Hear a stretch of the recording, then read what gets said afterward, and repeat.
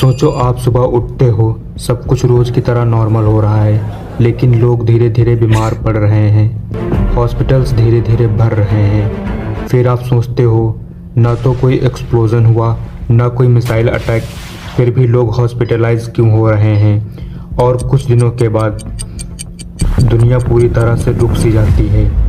यह कोई movie scene नहीं बल्कि वर्ल्ड वॉर का लास्ट स्टेज ही होगा, क्योंकि आज हम जिस टॉपिक के बारे में बात करने वाले हैं उसका रिजल्ट यही होगा, जो कि है bio weapons, the last stage of world war. सबसे पहले बात करते हैं बायो वेपन्स होते क्या हैं। तो बायो वेपन्स ऐसे वेपन्स होते हैं जो कि जीवित ऑर्गेनिजम्स का यूज़ करते हैं, जैसे बैक्टीरिया, फंगी या टॉक्सिन्स, जिन्हें फैलाना बहुत आसान होता है। यह एक पर्सन से दूसरे पर्सन में और दूसरे से बहुत लोगों में आसानी से पहुंच जाते हैं। इसकी सबसे खास बात यह होती है कि नॉर्मल आंखों से इन्हें देख पाना लगभग इम्पॉसिबल होता है, जिससे किसी को शुरुआत में पता ही नहीं चलता कि वह इन्फेक्टेड हैं। बायो वेपन्स का मेन पर्पस होता है कि वह मैक्सिमम डैमेज दे पाएँ।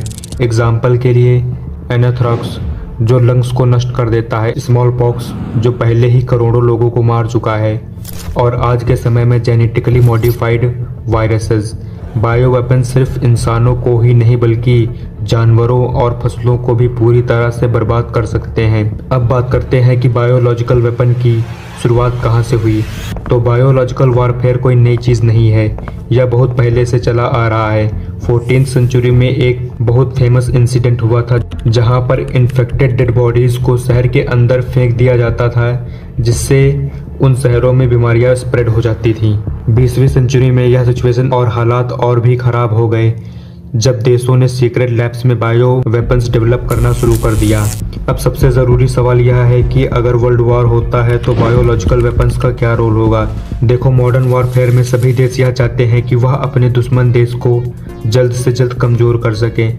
यहाँ पर बायोलॉजिकल वेपन्स बहुत ही खतरनाक बन जाते हैं, क्योंकि यह न्यूक्लियर वेपन्स से सस्ते होते हैं और इन्हें आसानी से स्प्रेड किया जा सकता है, क्योंकि यह बहुत छोटे होते हैं और इन्हें हम आसानी से नहीं देख सकते। और जब यह एक बार फैल जाते हैं तो इन्हें रोक पाना बहुत ही मुश्किल होता है, इसमें कई महीने भी लग जाते हैं। देखा जाए तो कोरोना वायरस इसका एक बेहतर एग्जाम्पल होगा। आप लोगों ने देखा ही होगा सिचुएशन क्या हो गई थी, और सबसे डराने वाली बात यह है कि इतनी जल्दी किसी को पता ही नहीं चलता ये कोई अटैक है या कोई नेचुरल आउटब्रेक है, तब तक काफ़ी नुकसान हो चुका होता है। आज के समय में साइंस काफ़ी एडवांस हो चुकी है, जिसमें कि साइंटिस्ट कुछ टूल्स जैसे CRISPR की मदद से DNA को मॉडिफाई कर सकते हैं, जिसका यूज़ बीमारी के इलाज के लिए किया जा सकता है।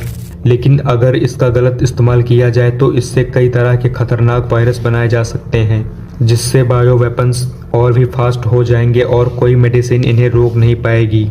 यह एक ऐसी सिचुएशन हो जाएगी कि एक छोटी सी मिस्टेक भी बहुत भारी मात्रा में तबाही कर सकती है।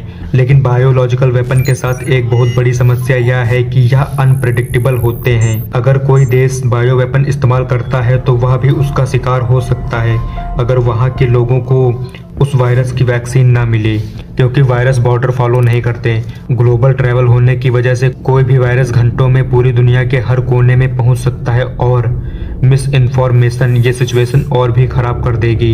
इन्हीं सब बातों को ध्यान में रखकर कुछ ऐसे अंतर्राष्ट्रीय कानून बनाए गए हैं, जिससे कोई भी देश ऐसे वेपन्स को बना नहीं सकता और ना ही डेवलप कर सकता है।